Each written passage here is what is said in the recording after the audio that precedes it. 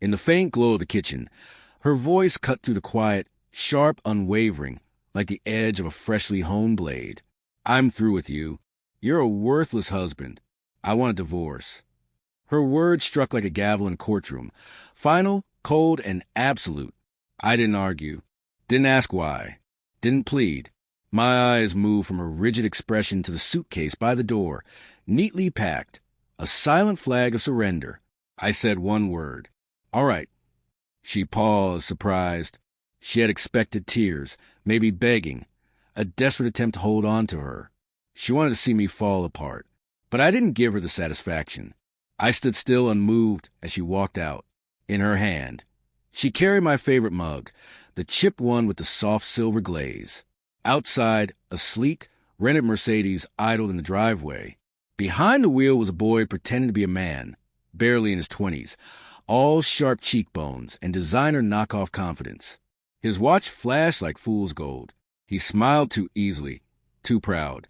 She slid into the passenger seat, like she'd rehearsed it. In a moment, they were gone, and with them, the illusion of a marriage that had already died long before that night. We had started with nothing, from scratch. Every dollar, every inch of progress, built with shared dreams and relentless effort. I was a dependable one. Long hours, quiet sacrifices, never asking for credit. She once called me her rock, her steady light in a chaotic world. But over time, that steadiness grew boring to her. Her world shifted. Bright dresses, late nights, new names I'd never heard before. Her friends idolized excitement, wealth, illusion. Love, it seemed, had turned into hashtags and highlight reels.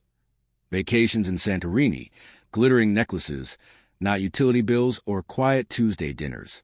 I trusted her completely. That was my mistake. Love dulled my instincts. Pride kept me from asking too many questions. But the signs were there. It started with her laugh. Too loud, too free. One calm Thursday, I stood by the upstairs window and saw her in a red coupe, parked in the driveway. She kissed him like I didn't exist. Like the decade we shared had been a story she'd grown tired of halfway through. When they drove off, I turned on her laptop. She hadn't changed the password, the one I'd set years ago. Inside, the truth unfolded carelessly. Emails, messages, bookings, charges on our shared card. Rooms I'd never seen, dinners I hadn't eaten. That night, I slept in the guest room, not from heartbreak, but to think clearly. I wasn't going to rage. I wasn't going to plead. That's not who I am anymore. I plan. I prepare. I strike when it matters. A month before she served me the divorce papers, I'd already begun moving the pieces. Quietly, strategically. I removed my name from the company we'd built, the same one she thought she still co-owned.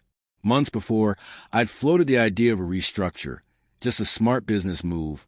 I said. She didn't read the details. She signed without hesitation. With that signature, she went from co-owner to employee.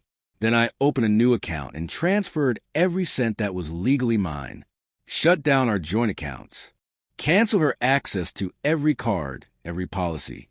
I updated my will, my beneficiaries, scrubbed my presence from every shared platform. I became a ghost. She handed me the divorce papers a week later.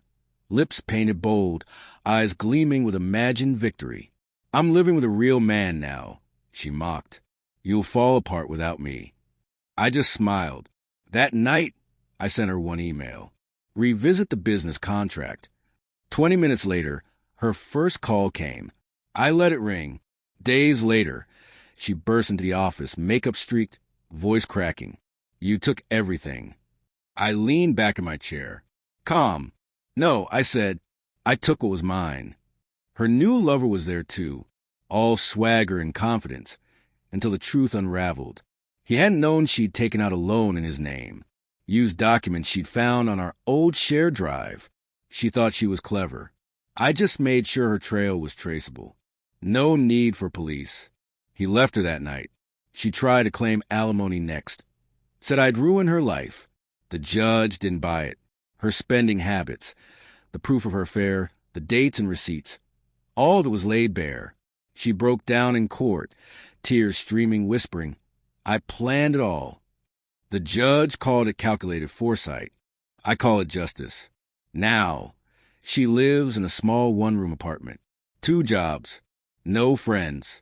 Her social media, once a gallery of champagne glasses and oceanside sunsets, now a ghost town. No trips. No brands. Just tired eyes and silence. She calls me sometimes. Late. 2 a.m. Her voice is small. I was wrong, she says. I was confused.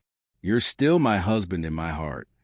I never answer, because revenge doesn't shout. It doesn't explode. It waits. It watches. It lets them see you thrive, while they sit among the ruins they built themselves.